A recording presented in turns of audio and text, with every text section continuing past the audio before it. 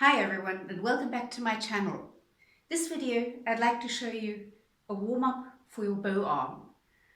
Many people forget that we have to warm up our bow arm as well as our left hand, and I would always recommend to start warming up your bow arm before you warm up the left hand, because our bow makes the sound, so that should be warmed up first. So let's start with a little bit of stretching. You put your bow onto the E string right at the tip, and then you keep going in a down bow beyond the tip, stretching your arm like this. You will feel the stretch mostly in your upper arm and shoulder. Now, it's not important how far you can stretch. It's important that you stretch correctly.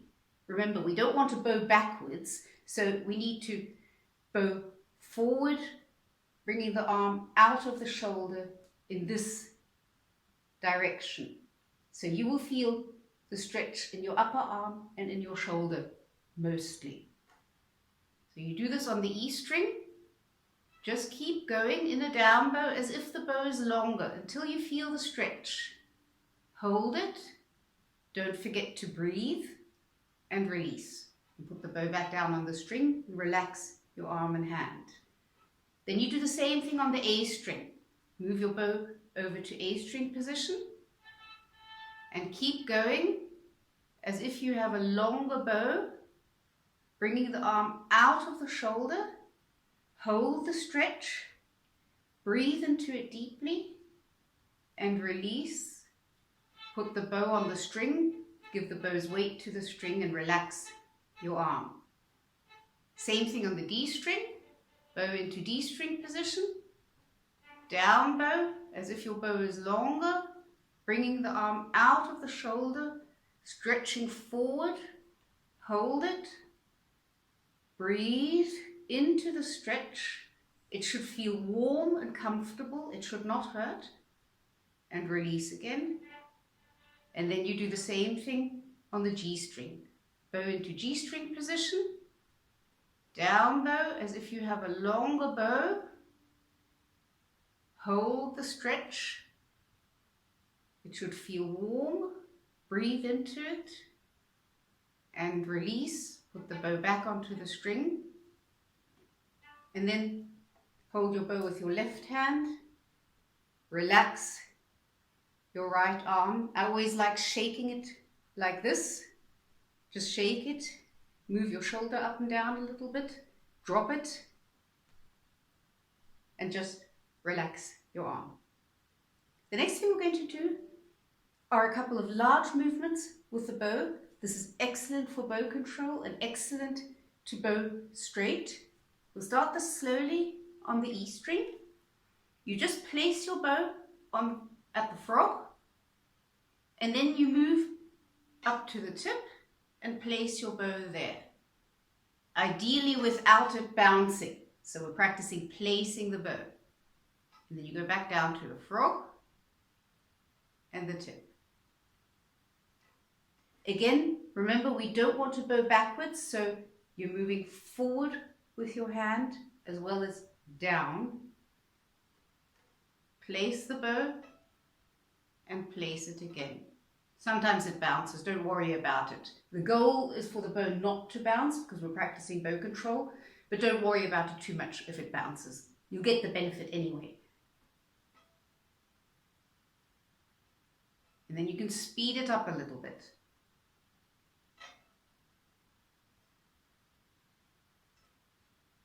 And then you do the same thing on the A string. Start slowly, just placing the bow.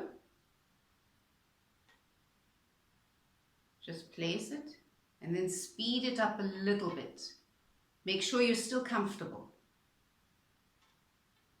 Same thing with the D string. Place the bow at the frog and then place it at the tip.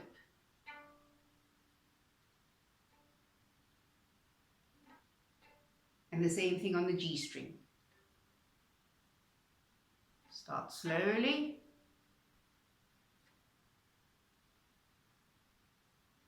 And then speed it up a little bit.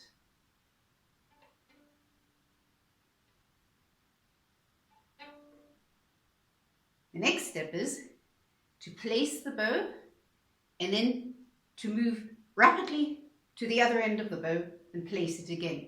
So we have this.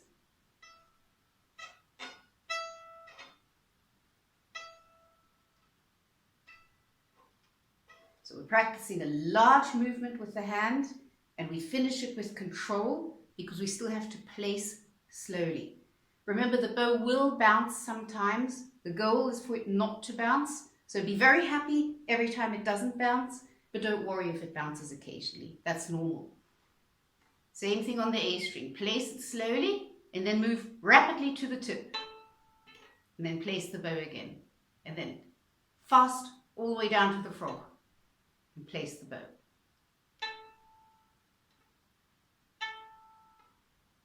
Same thing on the D string. Okay, that one didn't work at all. Lost control completely. And the same thing on the G string.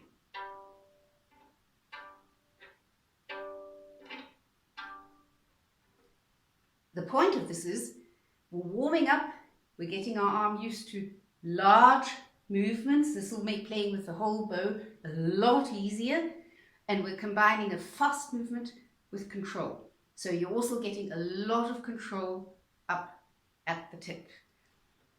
The goal is for the bow not to bounce. That's ideal, but very, very often it does bounce. Make sure, no matter how fast you move from one end of the bow to the other, to place it slowly. Stop up here and you place it slowly. So we have fast movement and then we control. Fast, control. Fast, control.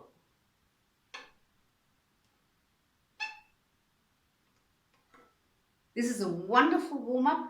It's also a silent warm-up. So for everybody who has neighbors, this is excellent practicing where you're not making any sound at all. It helps a lot with bowing straight, particularly if you really concentrate on moving forward with your arm and hand as well as down. Remember, we don't want to go backwards, we want to go forward so that our bow is straight. And remember, at the end of the bow, to place slowly. So the movement from one end of the bow to the other is fast, but the placing is slow and controlled. So we're combining fast movements with slow, controlled movements as well. Now what we're going to do is the same exercise, but this time we're going to catch the string at both ends of the bow. Just as a repeat, you've caught the string when you can move it from side to side without making a sound. So what I do is I bring the stick down, I add weight through my first finger, that's this movement. I lean the hand forward, that brings down the stick, and if I can move the string from side to side without making a sound, then I've caught the string. We're going to practice this at the frog and at the tip. So you catch the string at the frog, and then you move in the air. Catch the string at the tip, and then you move in the air rapidly down to the other end again. Remember, at the frog, you catch the string and you release in a down bow, and at the tip, you catch the string and release in an up bow. Same on the A string.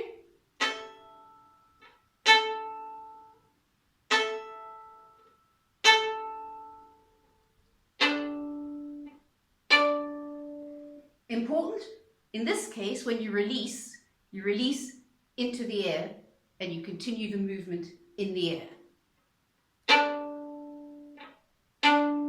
And on the G string.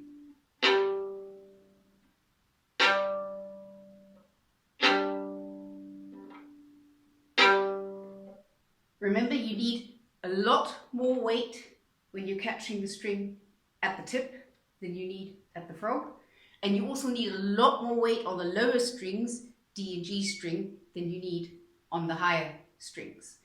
This is more about catching the string and then having a fast movement to the other end of the bow than it is about actually playing. We're practicing catching and releasing, catching and releasing.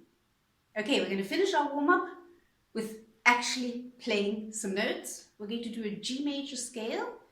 We're going to play each note twice, and we're going to start each note with catching the string, and then we play a whole bow at a comfortable speed.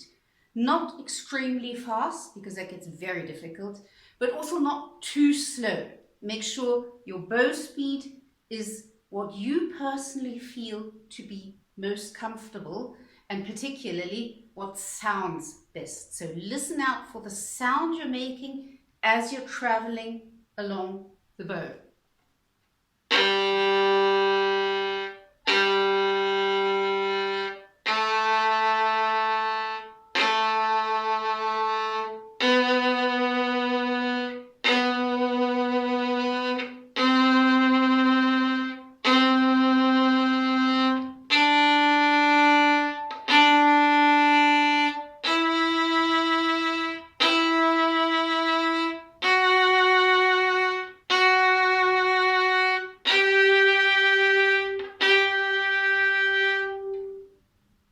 Now you want your note to sound as beautiful as possible, so make sure your bow speed is comfortable.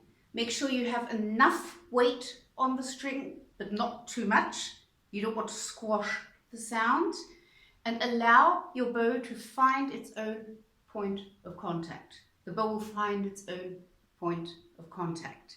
So make sure the note sounds very beautiful.